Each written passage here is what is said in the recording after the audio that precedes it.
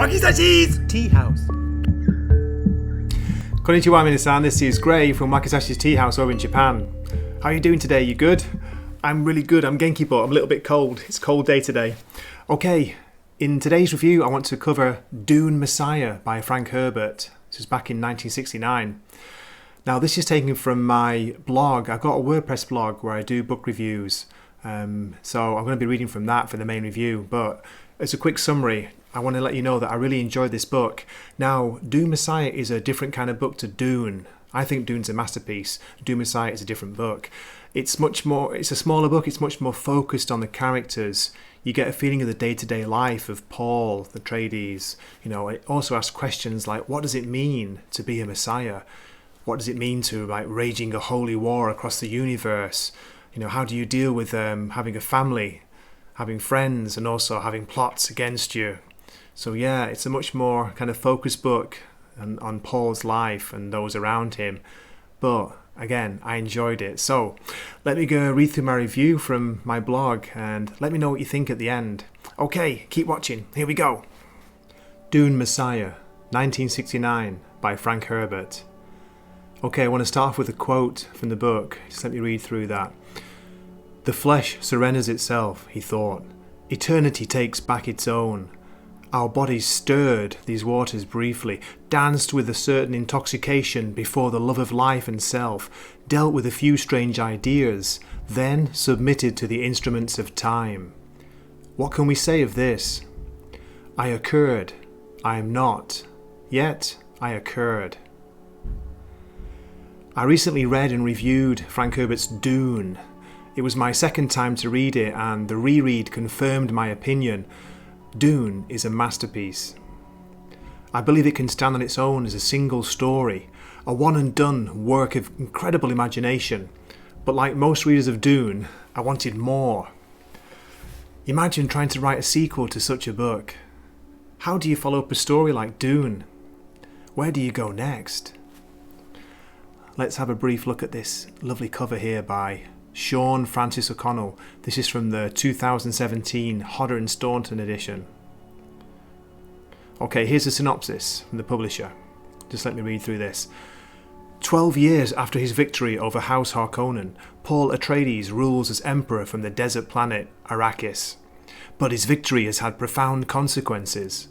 War has been brought to the entire known universe, and billions have already perished. Despite having become the most powerful emperor known to history, Paul is powerless to bring an end to the fighting. While former allies conspire to dethrone Paul, and even his own consort acts against him, Paul accepts a gift from the Tleilaxu, a guild of genetic manipulators, hoping to find a single spark of peace and friendship amidst the betrayal and chaos. But this act undermines Paul's support from the Fremen, his own people. The Fremen are the true source of Paul's power.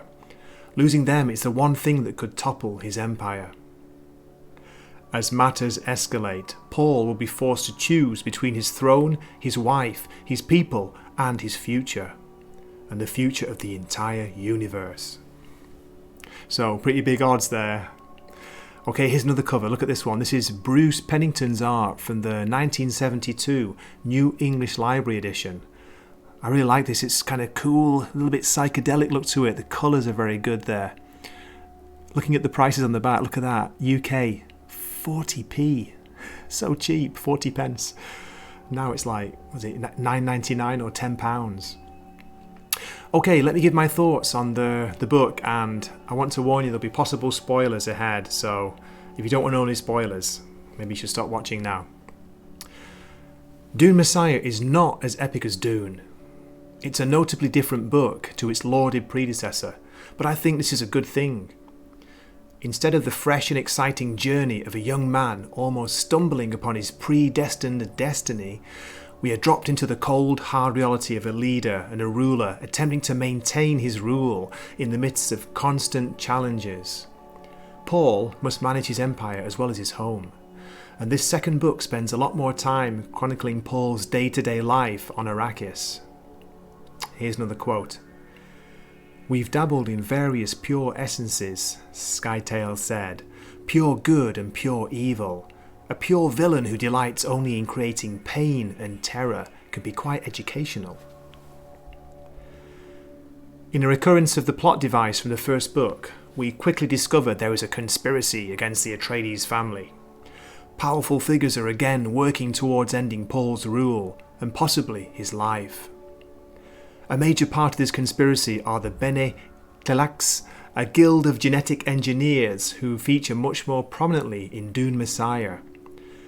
In a gesture of diplomacy, Paul accepts a gift from one of the Tleilaxu, but fears this gift may have been designed to work against him. Spoilers ahead.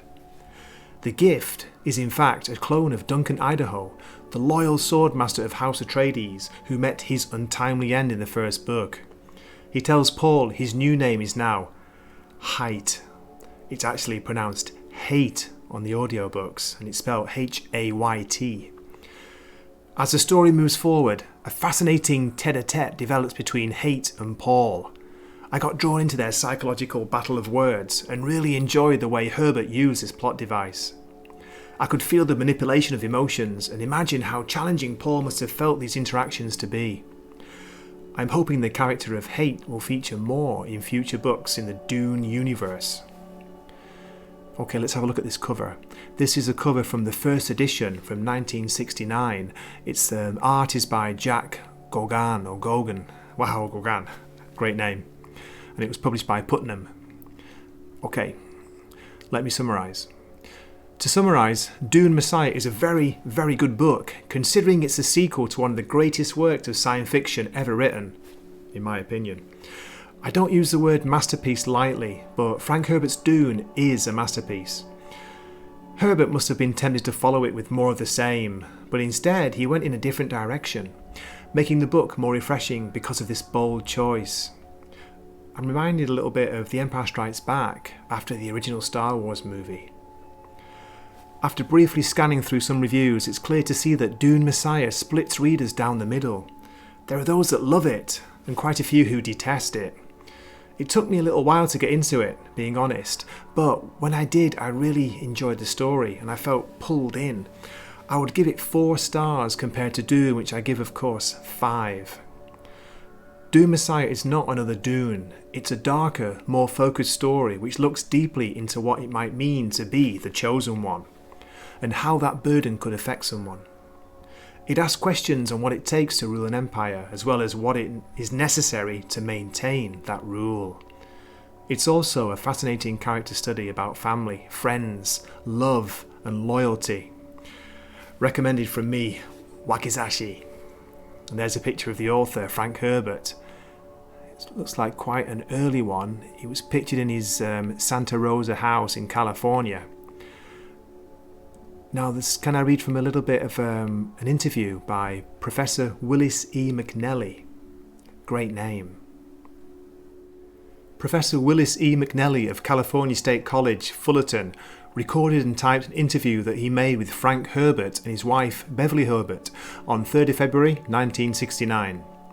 The original text is 46 pages, but the 32nd page is missing. Please find the interview here, if you can see this link on the screen. Okay, I want to give a couple of quotes which stood out for me from the interview. What if I had an entire planet that was a desert? During my studies of deserts, of course, and previous studies of religions, we all know that many religions began in a desert atmosphere. So I decided to put the two together because I don't think that any one story should have any one thread. I build on a layer technique, and of course, putting in religion and religious ideas, you can play one against the other. Frank Herbert. And then this one, the next quote here. One of the threads in the story is to trace a possible way a Messiah is created in our society, and I hope I was successful in making it believable. Here we have the entire process, or at least the large and some of the subtle elements of the construction of this, both from the individual standpoint and from the way society demands this of you.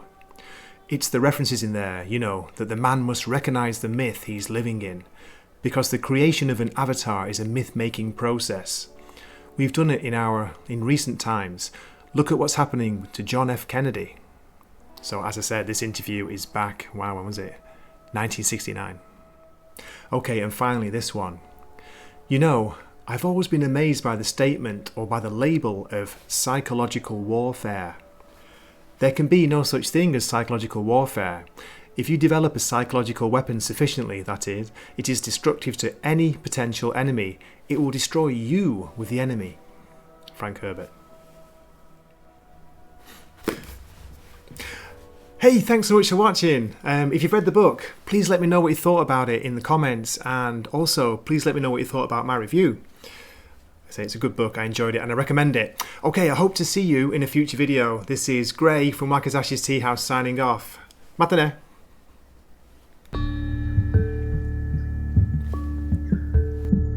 Wakizashi's Tea House. Please subscribe.